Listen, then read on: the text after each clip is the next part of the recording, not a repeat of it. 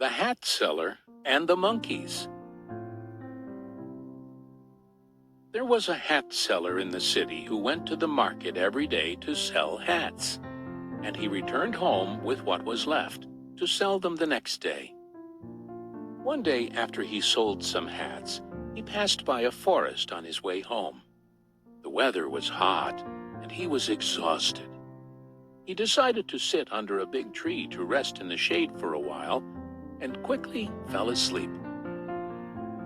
There were a lot of monkeys on the top of the big tree. They saw the hat seller sleeping under the tree and wearing a hat. They took the opportunity and came down and took the hats from his bag and put them on, then climbed the tree again. The hat seller woke up to the sounds of the monkeys around him. He was shocked when he saw his bag was empty. He looked for his hats and saw some of the monkeys wearing them.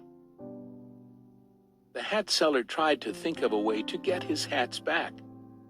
He sat in place, thinking, and banged his own forehead, waiting for an idea to show up in his head. Meanwhile, he noticed the monkeys were imitating all his moves. He banged his forehead again, and so did the monkeys. Just then, he took his hat off, so the monkeys took their hats off as well. Finally, he had an idea. He threw his hat on the ground, and the monkeys followed along and threw their hats down. The hat seller gathered all the hats and returned them to his bag. Then he happily returned home.